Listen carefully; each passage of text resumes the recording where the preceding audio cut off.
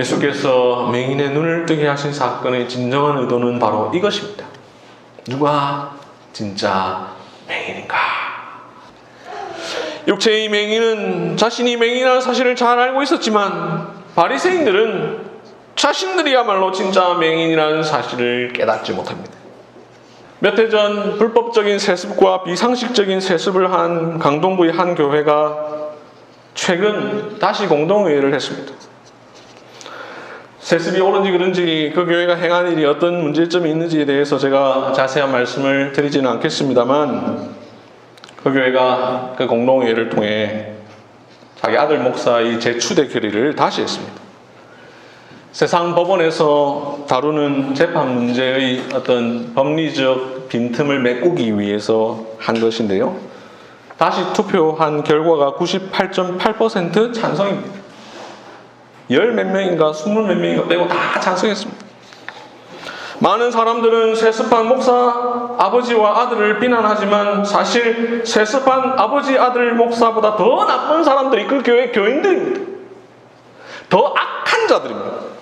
그 교회 교인들이야말로 스스로 그리스도를 믿는다 하나 오직 예수라는 표를 가지고 교회 생활을 하나 사실상은 맹인들이죠. 교회가 무엇인지 하나님의 공의가 무엇인지를 알지 못하는 맹인들입니다. 이 땅의 교회, 그 교회의 교인들뿐만 아니라 그러한 맹인들이 너무나 많죠. 국어 사전에 보면 눈뜬 장님이라는 단어가 있습니다.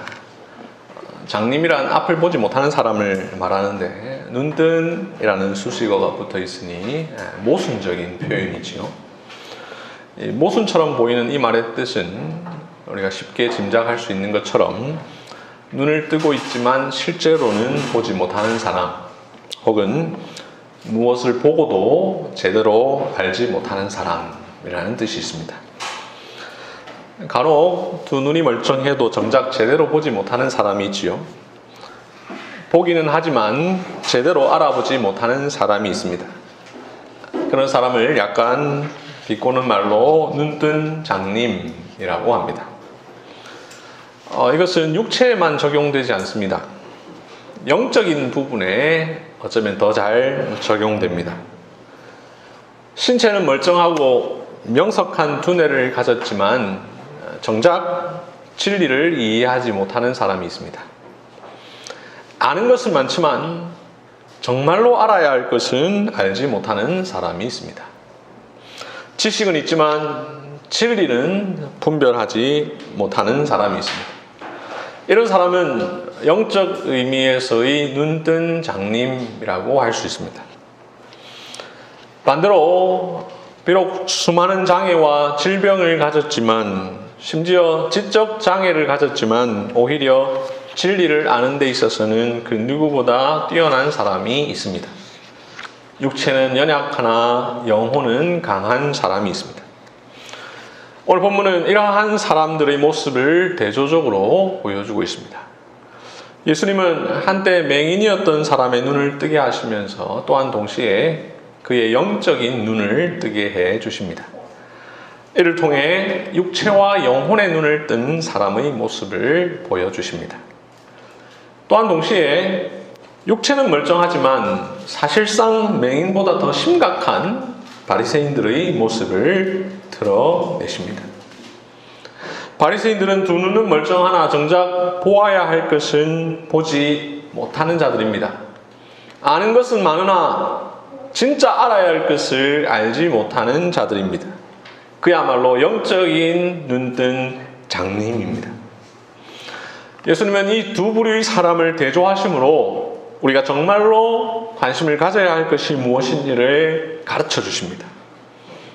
누가 눈뜬 맹인인가를 물으십니다. 너희는 과연 보고 있느냐? 라고 질문하십니다. 좀 더 구체적으로 본문 말씀을 살펴보도록 하겠습니다. 1절부터 12절에서 예수님은 날 때부터 맹인된 사람의 눈을 뜨게 해 주셨죠. 예수님께서 왜 이런 일을 행하셨을까?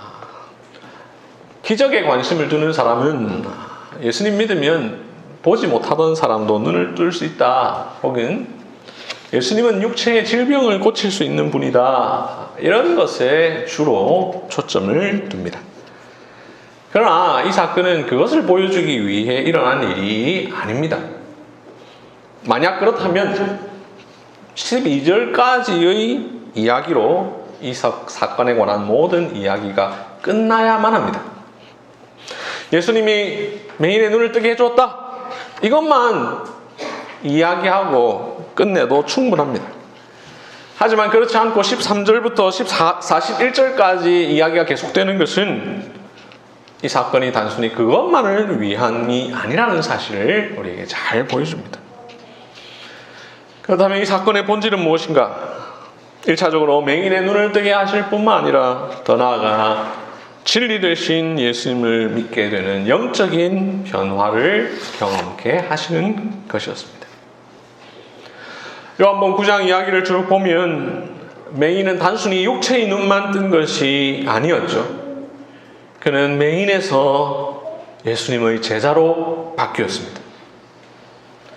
눈을 뜬 이후에 11절에서 예수님을 예수라 하는 그 사람 이렇게 표현했다가 17절에서는 그분은 선지자다 라고 고백했다가 33절에서는 하나님께로부터 오신 분이라고 했다가 38절에서는 주여 내가 믿나이다 라고 말하고 예수님께 절을 합니다.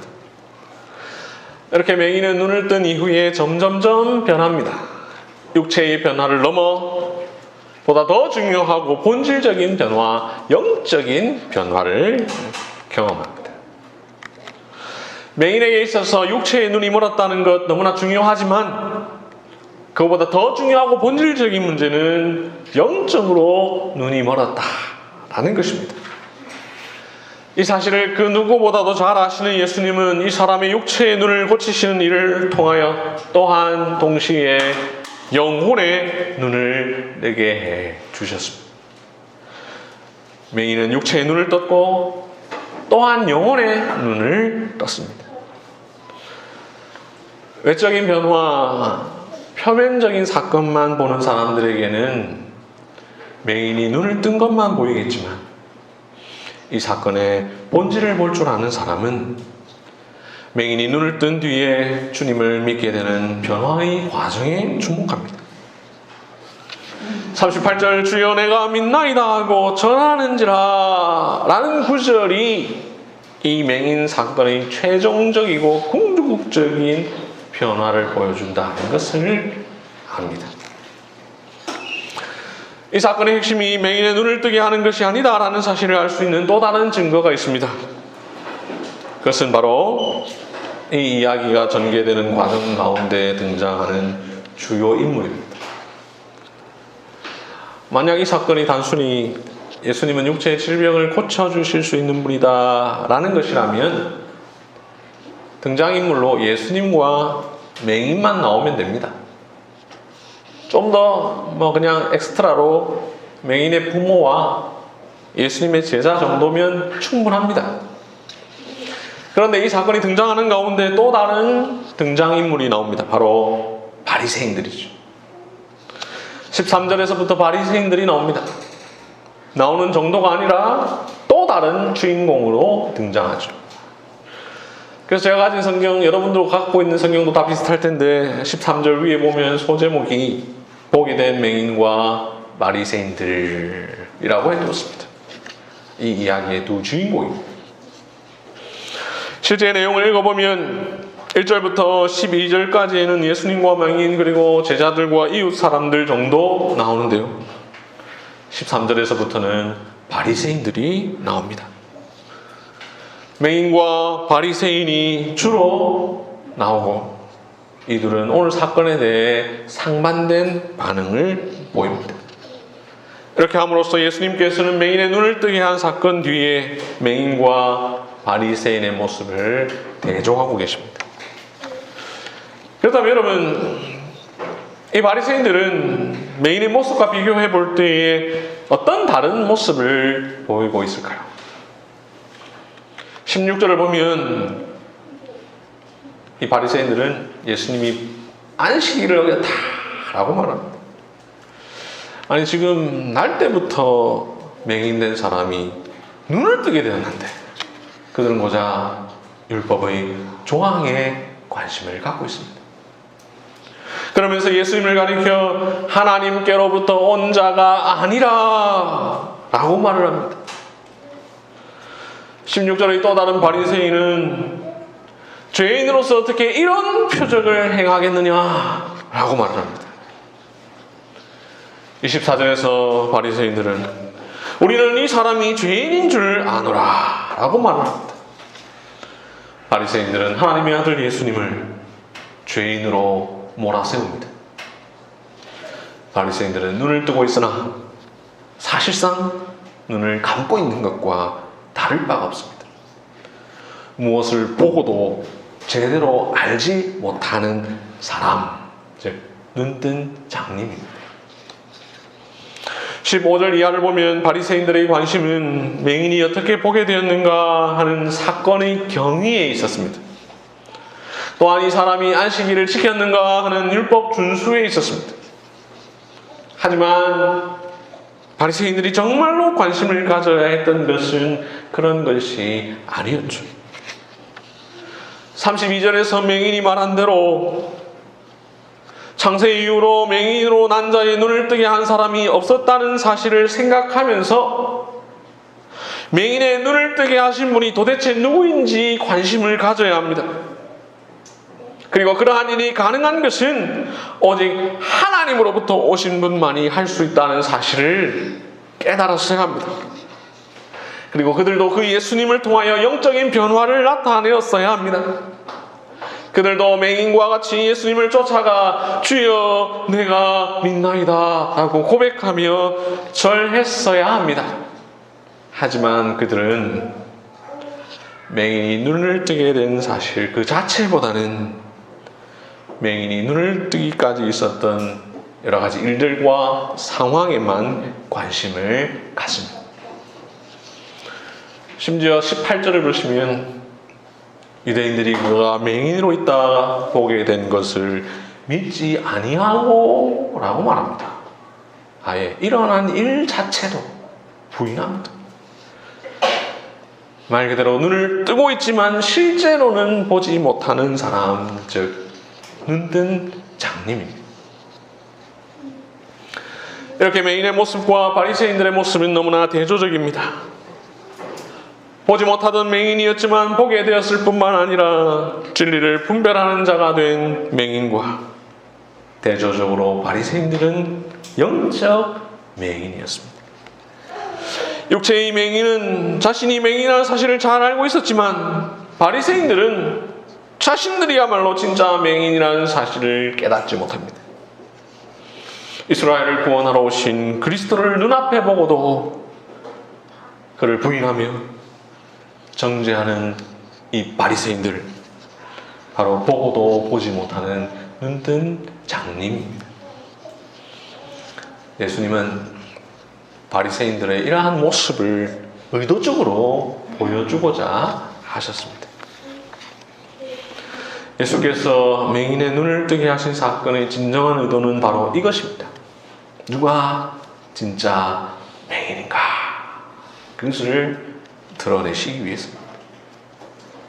육체의 눈은 멀쩡하더라도 영혼의 맹인 상태에 있는 자가 진짜 맹인이다, 진짜 더 비참한 자다, 이것을 드러내시기 위함입니다. 치유사역과 같은 신비주의적인 기독교에 집착하는 이들은 요한복음 9장을 읽거나 설교할 때에 1절부터 12절까지만 봅니다. 맹인이 눈을 떴다, 외적인 변화에만 집중합니다. 그러나 참된 복음적 기독교 신앙인들은 요한복음 9장 전체를 봅니다. 이 사건 전체에 담긴 본질적인 변화에 집중합니다. 예수님은 우리의 영혼의 상태를 일깨워 주시기 위해서 오신 분이십니다.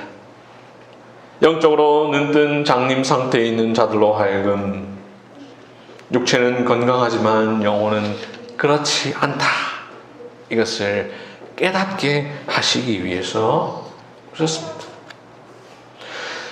그리고 영혼의 가난함, 영혼의 건강치 못함을 깨닫는 자들이 회개하고 하나님의 아들 예수 그리스도를 믿게 하시려고 오셨습니다.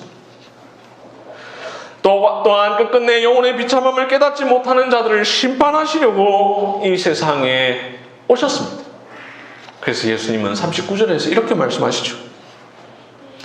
내가 심판하러 이 세상에 왔나니 보지 못하는 자들은 보게 하고 보는 자들은 맹인이 되게 하려 함이라.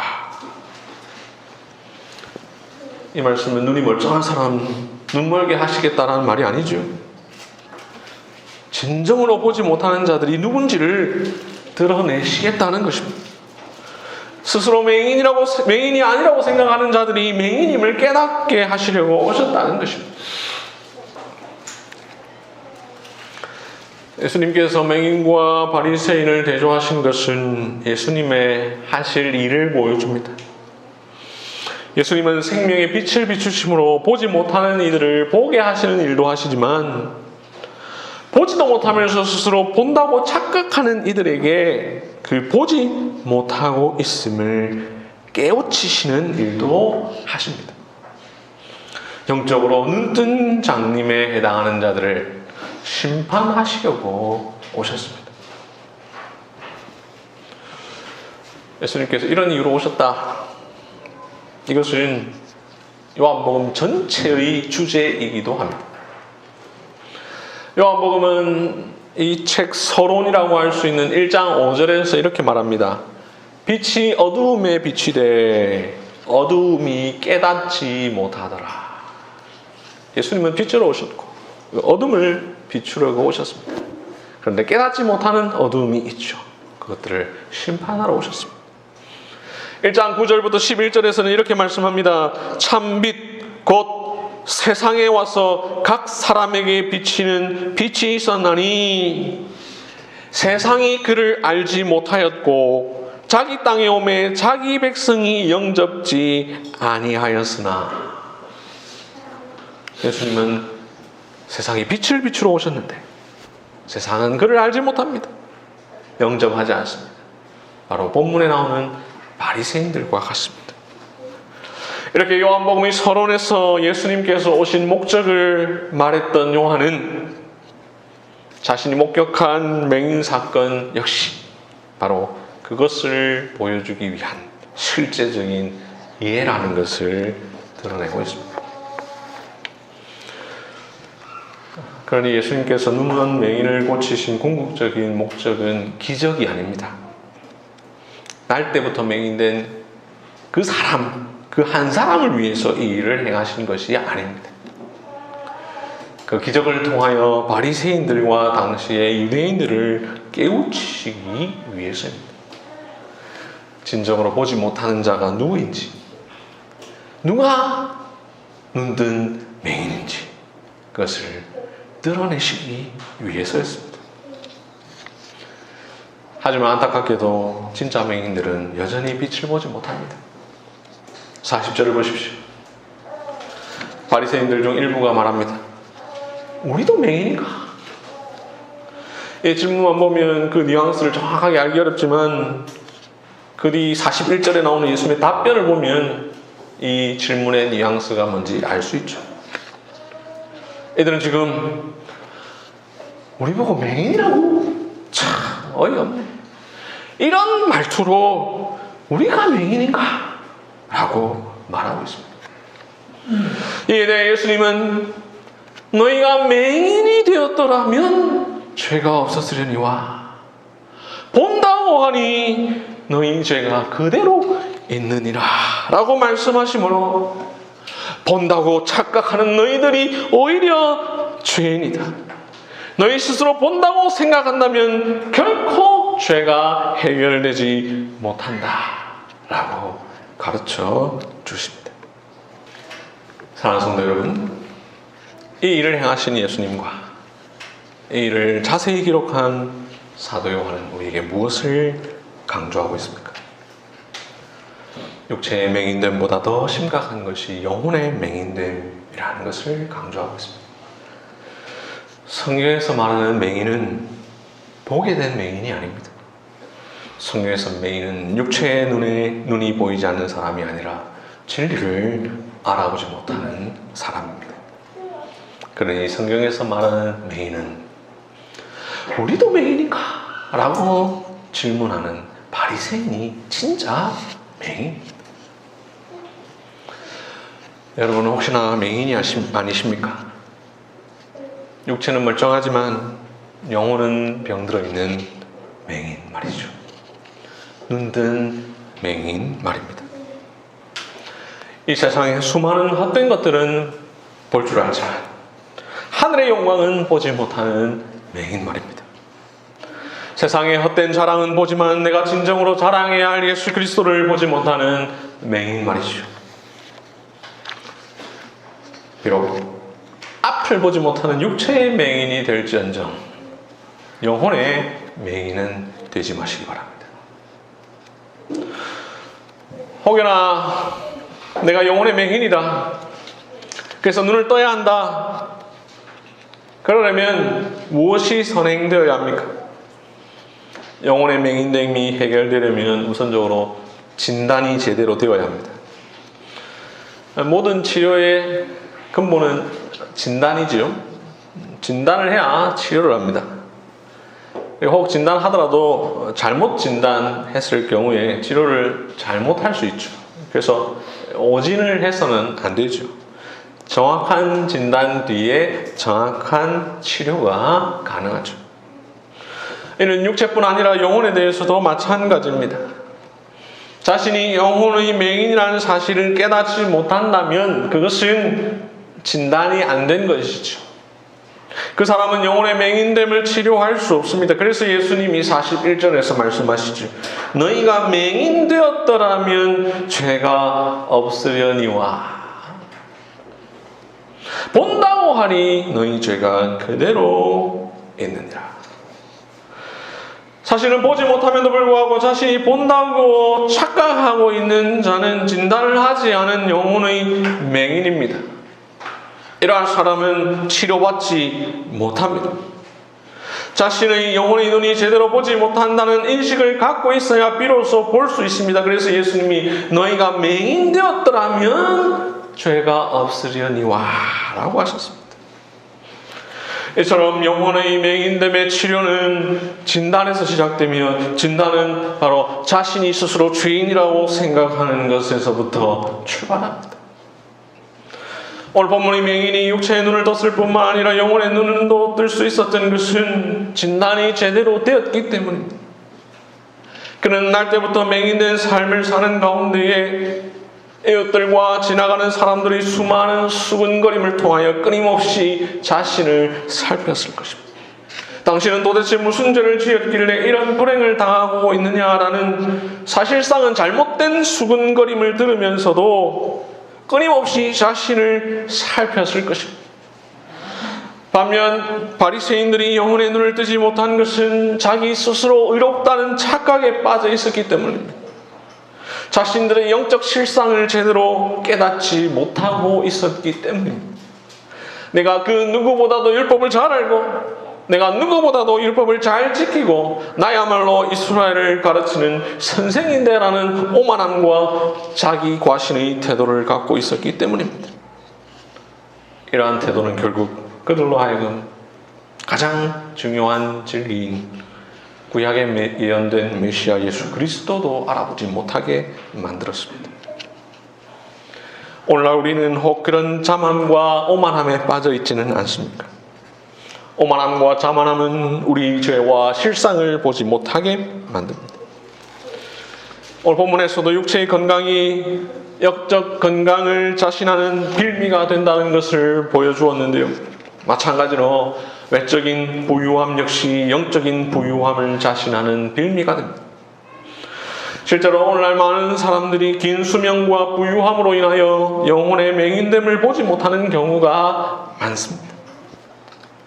그 어느 때보다도 인간 수명이 긴 시대, 100세 인생을 사는 시대라는 이유로 인간 생명의 유한함을 깨닫지 못하는 시대에 영혼보다 육체에 집중하기 쉽습니다. 하지만 기억해야 합니다. 우리의 연수가 70이요 강건하면 80이라도 그 연수의 자랑은 수고와 슬픔뿐이요 신속히 가니 우리가 날아가나이다 라는 시편 90편 10절 말씀. 수십억 원의 재산을 가지고 수많은 권력과 명예를 가진 사람들, 그런 사람들은 자기의 본질적인 문제, 진정한 부족함을 보지 못하는 경우가 많습니다. 그 부와 명예를 영원토록 유지할 수 있다는 착각을 하기가 쉽습니다. 하지만 기억해야 합니다.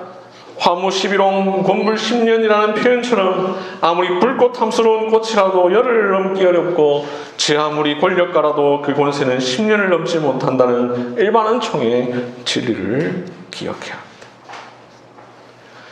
21세기 서울이라는 환경 속에서 우리의 분주함, 수많은 편리함도 우리 영혼의 상태를 보지 못하게 만드는 것이 될지 모르겠습니다. 바쁜 일상 가운데 자신의 영혼 상태를 돌아보지 못하는 일이 우리에게 있지는 않습니까? 그 어떤 인류 역사보다도 가장 편안한 삶을 사는 때라 영혼보다 다른 것에 더 관심을 가지지는 않습니까? 오늘날 유럽이나 미국 등의 선진국에서 볼 수 있는 모습이기도 하죠. 그들은 부유한 나라에서 안락함을 즐기며 영혼에 관심을 두지 않습니다. 북유럽과 같은 복지가 잘 된 나라의 사람들, 하나님의 필요성을 느끼지 못하고 살아갑니다. 눈에 보이는 것이 많은 시대에 눈에 보이지 않는 내 영혼의 빈곤을 보지 못하는 우를 범하지 마십시오. 육신의 건강에 대해서는 부지런히 의사를 찾지만 영혼의 건강에 대해서는 영혼의 의사에게 찾아가지 않는 우를 범하지 마십시오. 외적인 부유함이 마치 영적으로도 부유함을 보장하는 듯 맹신하는 우를 범하지 마십시오. 겉은 보면서 안은 보지 못하며 사소한 것은 보면서 정말 중요한 것에는 캄캄한 눈뜬 장님이 되어서는 안 될 것입니다.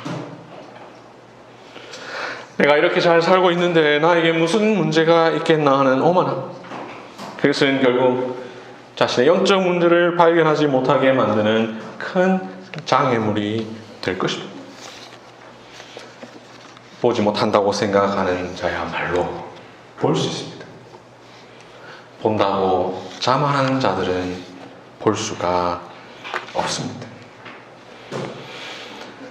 영혼의 맹인됨이 해결되어서 눈뜬 영혼이 되려면 자신의 영적 실상을 제대로 이해하고 깨달아야 합니다. 자신이 죄인이라는 사실을 직시해야 합니다. 그래서 예수님 말씀하셨습니다. 너희가 맹인이 되었더라면 죄가 없으려니와. 그렇기에 복음을 전할 때 가장 우선시 되어야 하는 것은 당신은 죄인입니다 라는 말입니다. 현대 기독교는 하나님은 당신을 사랑하십니다 라고 시작하는데 성경적 복음은 당신은 죄인입니다 라고 시작합니다. 예, 저는 죄인입니다 라고 답하는 자에게 복음이 말합니다. 이제 죄가 없으려니와. 사람이 자신의 맹인됨을 인정하고 자신의 범죄함을 인정하면 마치 눈을 뜨게 된 맹인처럼 보게 될 것입니다. 반면 스스로 맹인이 아니라고 주장하면 죄사함을 얻지 못하고 심판을 받을 것입니다. 내가 심판으로 이 세상에 왔으니 보지 못하는 자들은 보게 하고 보는 자들은 맹인이 되게 하려 함이라. 39절 말씀.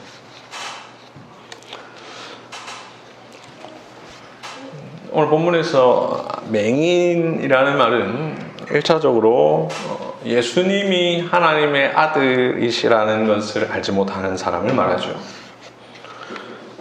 그런 점에서 여기 계신 분들 중 상당수는 맹인이 아닙니다. 만약 내가 상당수에 포함되지 않는다고 생각한다면 속히 눈을 뜨시기 바랍니다. 참빛이신 예수 그리스도를 믿으시기 바랍니다.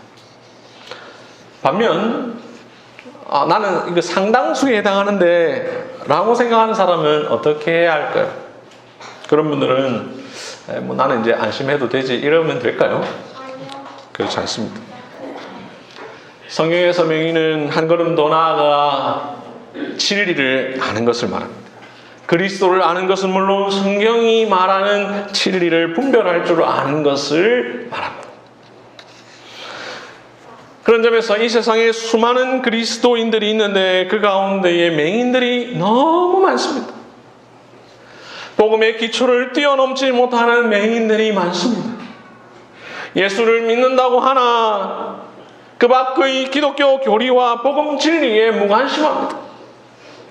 교회가 어떠해야 하는지, 직분이 어떠해야 하는지, 하나님 나라가 어떠해야 하는지, 신자의 삶이 어떠해야 하는지에 대하여 정작 무지한 맹인들이 많습니다. 수많은 예가 있지만 최근에 있었던 예만 하나 들겠습니다. 몇 해 전 불법적인 세습과 비상식적인 세습을 한 강동구의 한 교회가 최근 다시 공동회의를 했습니다. 세습이 옳은지 그른지 그 교회가 행한 일이 어떤 문제점이 있는지에 대해서 제가 자세한 말씀을 드리지는 않겠습니다만 그 교회가 그 공동회의를 통해 자기 아들 목사의 재추대 결의를 다시 했습니다. 세상 법원에서 다루는 재판 문제의 어떤 법리적 빈틈을 메꾸기 위해서 한 것인데요. 다시 투표한 결과가 98.8% 찬성입니다. 열 몇 명인가 20 몇 명인가 빼고 다 찬성했습니다. 많은 사람들은 세습한 목사 아버지와 아들을 비난하지만 사실 세습한 아버지 아들 목사보다 더 나쁜 사람들이 그 교회 교인들입니다. 더 악한 자들입니다. 그 교회 교인들이야말로 스스로 그리스도를 믿는다 하나 오직 예수라는 표를 가지고 교회 생활을 하나 사실상은 맹인들이죠. 교회가 무엇인지 하나님의 공의가 무엇인지를 알지 못하는 맹인들입니다. 이 땅의 교회, 그 교회의 교인들뿐만 아니라 그러한 맹인들이 너무나 많죠. 그리스도를 믿는다고 하지만 그 밖의 교리와 복음 진리에 무관심한 자들이 많습니다. 그리스도를 믿는다고 하지만 진리를 떠나 행하는 자들이 많습니다. 그리스도를 믿는다 하나 성경의 가르침에 근거하여 자기 자신과 교회를 세워나가지 않는 자들이 많습니다.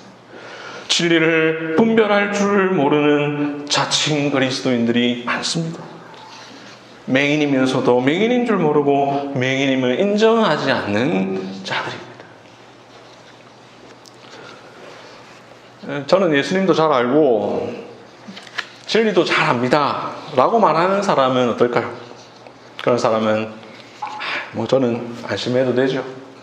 그러면 되겠습니까? 다 함께 베드로후서 1장 5절부터 9절을 봅시다.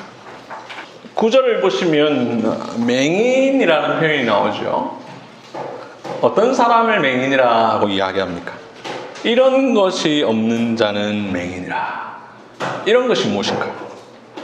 5절부터 7절까지에 나오는 믿음, 덕, 지식, 절제, 인내, 경건, 형제 우애, 사랑 이런 것이 없는 자를 맹인이라 성경이 말합니다. 예수 그리스도를 믿음으로 말미암아 영적 맹인됨에서 벗어난 자들은 거기에서 만족해서는 안 됩니다. 8절에서 말한 대로 우리 주 예수 그리스도를 알기에 게으르지 않고 더 나아가 열매 없는 자가 되지 않아야 합니다. 그래야 맹인이 아닙니다. 만약 그리스도를 알지만 믿음, 덕, 지식, 절제, 인내, 경건, 형제 우애, 사랑과 같은 열매를 맺지 않는다면 그런 자 역시 맹인입니다. 그러한 자들은 구절이 말하는 대로 멀리 마지막 표대를 바라보지 못하고 눈앞에 있는 현실에 사로잡혀 거기에 붙들려 사는 자입니다. 하나님께서 부르신 목적대로 살지 않고 자신의 옛 죄가 깨끗하게 된 것을 잊어버린 맹인입니다. 우리는 이런 점에서도 맹인이 되지 않아야 할 것입니다. 요한 1서 몇 개만 더 넘겨서 몇 페이지 더 넘겨서 요한 1서 2장 10절부터 11절을 봅시다. 요한 1서 2장 10절부터 11절. 11절 앞부분을 보면 형제를 미워하는 자는 어둠에 있고 라고 말한 뒤에 뒷부분에 그 어둠이 그의 눈을 멀게 하였음이라 라고 말하죠. 눈을 멀게 하였다 곧 맹인됨을 말하죠. 그러니 이걸 줄이면 형제를 미워하는 자는 맹인된 자. 우리는 그리스도를 믿는 눈뜬 자가 되어야 합니다. 우리는 진리를 바르게 알고 분별할 줄 아는 눈뜬 자가 되어야 합니다. 기독교의 기초 진리를 넘어 성경 전체의 가르침을 바르게 이해하는 눈뜬 자가 되어야 합니다. 예수 그리스도를 알기에 게으르지 않고 열매 없는 자가 되지 않기 위해 노력하는 눈뜬 자가 되어야 합니다. 믿음의 덕의 지식을, 지식의 절제를, 절제의 인내를, 인내의 경건을, 경건의 형제 우애를, 형제 우애의 사랑을 더하는 눈뜬 자가 되어야 합니다. 말씀을 맺겠습니다. 바리새인들 중 일부가 물었습니다. 우리도 맹인인가? 그들의 말투는 우리 보고 맹인이라고? 참, 이런 것이었죠. 우리는 그 물음을 그대로 묻되 그 어투와 이유가 바뀌어서 예수님께 물어요. 주님, 제가 혹시 맹인은 아닙니까? 주님, 저는 과연 그리스도와 성경 말씀과 진리를 분별할 수 있는 자입니까? 주님, 저는 주님을 믿는다고 하나 믿음, 덕, 지식, 절제, 인내, 경건, 형제 우애, 사랑은 없는 맹인은 아닙니까? 주님, 만약 제가 맹인이라면 속히 제 눈을 열어 보게 해 주옵소서. 아멘. 다 함께 기도하겠습니다.